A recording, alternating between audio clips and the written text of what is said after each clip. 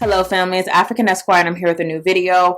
I'm going to start a new segment on my channel, and the segment's going to be called The War Against Ourselves. And the reason why we're going to have this segment on my channel is because you should know by now that I am all about doing things that actually move us towards liberation, towards organizing, towards actually having a chance to have a shot at freedom, true and actual freedom. But before we get to that point where we're actually able to go to war against the dominant society, we have to go to war against ourselves, because we have to understand that our people have been colonized, our people have been enslaved, we've been taught to think a certain way, we've been possessed, as Dr. Amos Wilson would say, we've been possessed with a demon that has us acting a certain way, talking a certain way, degrading ourselves a certain way. And because of this, we are unable to really address our oppressor. You see it over and over again where you have one person who is of African descent try to do one thing, and what do you see? The divide and conquer. The strategy is always working. You have all these people who want to attack. No one who wants to uplift. No one who wants to support. And those who do want to support are very few. These are things that have been ingrained in us since slavery. These are things that have been ingrained in us since colonialism. And unless we deal with this and go to war against ourselves, we will never be able to actually go to war against any type of other society that's trying to threaten our freedom. So that's why this new segment is going to be called The War Against Ourselves. So the first story that I want to cover for this segment is something that I seen on Atlanta Black Star earlier this week. So apparently some African Americans, so-called African Americans, are upset because a Nigerian actress is playing Harriet Tubman in a movie. So I'm going to read from Atlanta Black Star, and I'm just going to read a segment of this article. The article is entitled, Nigerian British Actress Cynthia Erivo Responds to Backlash Over Harriet Tubman Role. Earlier this week, Nigerian British actress Cynthia Erivo announced that she'll be playing the role of Harriet Tubman in a movie about the American abolitionists. Right away, many congratulated her, but there were some who felt that the role should have gone to an African American woman, or at least an actual descendant of slavery. That's interesting. We'll come back to that right after I get through this. There was also criticism hurled at the director, Kasi Lemon, since he's African American and chose someone from England.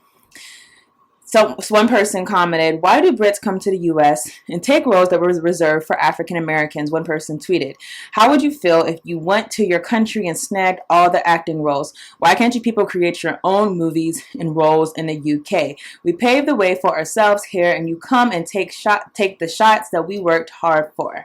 Now, this is, not the first time that something like this has happened. I think it's very interesting personally that we always have this dynamic where one people will do something but we don't say it when it's the reverse. For example, I didn't hear any African Americans who were upset when Kerry Washington was playing a Ugandan woman in The Last King of Scotland. I didn't hear any African American people upset whenever John Cheadle was playing an African man in Hotel Rwanda. I didn't hear any African people upset when Jennifer Hudson got the role of Winnie Mandela.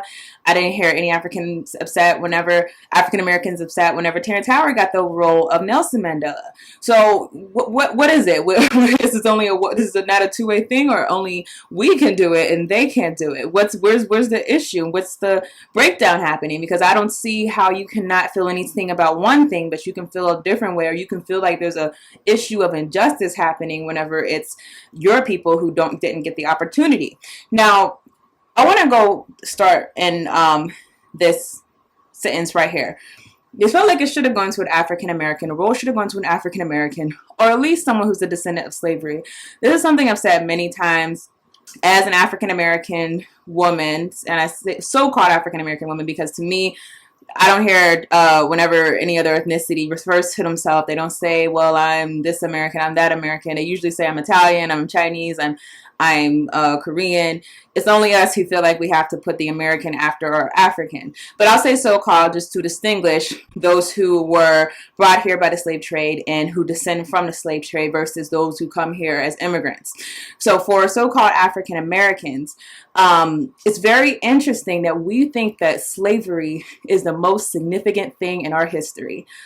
Let that sink in. there's been a whole history before slavery. Slavery actually isn't that much of our history. When you think about the general scope of time, slavery, we've been in this country for what, 400 years versus thousands and thousands or hundreds of thousands of years of kingdoms, of the Ashanti kingdom, of the Mali kingdom, of the kingdom of Ghana. Like, there's been hundreds of years of the kingdom of Kush. Just so much history, rich history of African people being able to give themselves opportunities, African people be able to build for themselves nations.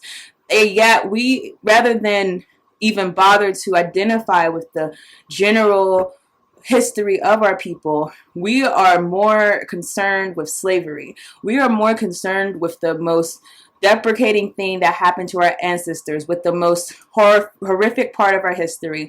We are more consumed with embracing the traumatic experience that we went through, rather than thinking about all of the triumphant things that we have gone through. And this is a very intentional thing as far as colonialism. We have to understand, it was really ingrained inside of our ancestors when they came here. And we've seen it in Roots, for example.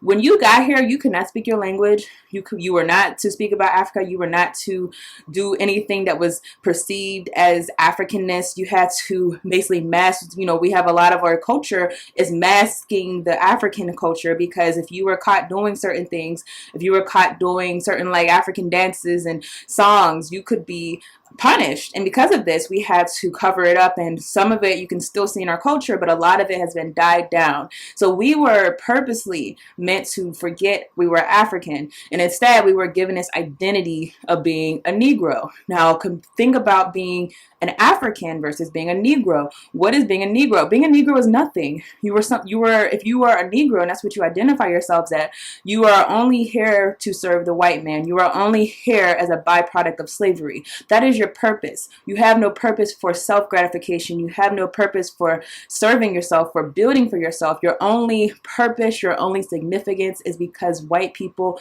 brought you here and told you that that your name was not your name, that we'll give you our name, and that this will be your new identity, and this is who you should champion, this is who you should be. So understand that when we say these things, like, oh, you have to be a descendant of slavery. What about slavery?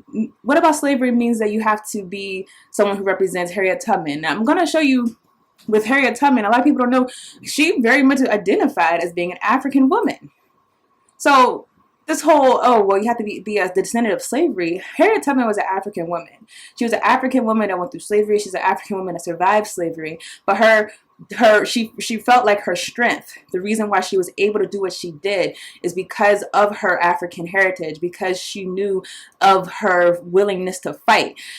So this idea that the slave part is what made her who she is, that the slave part is what made her the triumphant woman that she is. The slave part is the part where she survived. That is not her identity. That is not the most significant thing about her. The significant thing about Harriet Tubman was that she was a fighter. She was a black female fighter, like so many black women in Africa before her. So she's a representative of the resilience of our people, and any African person who can identify with that resilience, with that fighting spirit, can represent her the same way that she went out and did the things that she did. So this idea that you have to be a descendant of slavery to represent someone, I just say, why? Why? How is that going to change the dynamic of the movie? How is it going to make you act better to be a descendant of slavery? At the end of the day, you are an African woman. You know what it means to fight, and you know what it means to go through something. And, completely beside that, black people, we have to understand colonialism, it's definitely different than slavery, because they were able to keep the culture that we were not able to keep for the most part. But colonialism, especially in certain parts of Africa, was even worse than slavery. Look at what happened inside of the Congo. Look at the humiliating things that people were going through. If you didn't even work hard enough, then you just get your arm cut off, you get your limb cut off. These are the things that were going on in Africa. So this whole idea that only we can understand the oppression of white people, only we can understand what it means means to be slaves. Slavery was in Africa with the Europeans also. So we have to get out of this mentality and stop making these blanket assumptions of what Africa was like versus what America was like. The biggest thing to me is that she represents the fighting spirit of Harriet Tubman, because Harriet Tubman, to me, I don't identify her as a slave, I identify her as a fighter, I identify her as a symbol of liberation. That's the most important thing that we should be concerned with. That's the most important part of her history, that she was a fighter. In any type of circumstance that you put her in, she was going to fight back. That's what we should have been more concerned with. Instead, we got people arguing over, well, you need to be descended from slaves because otherwise you're not going to represent her well. Where's your proof of this? I mean, why? This is the thing that that's, so why do you feel this way? Why? So here's just a little tidbit about Harriet that I think is very interesting for people to know. As I said, Harriet Tubman was an African woman. We know this, obviously, because she was black. But not just, a woman, like many of us, we know that we're African, but we don't have a direct connection to the motherland. Harriet Tubman had a direct connection to the motherland. A lot of people don't know.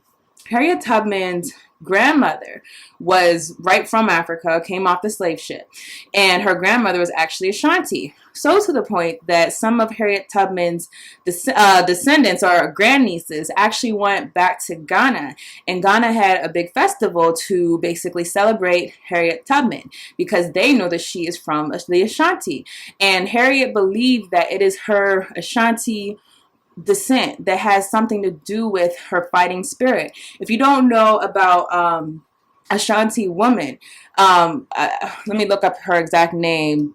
I think it's Asantewa.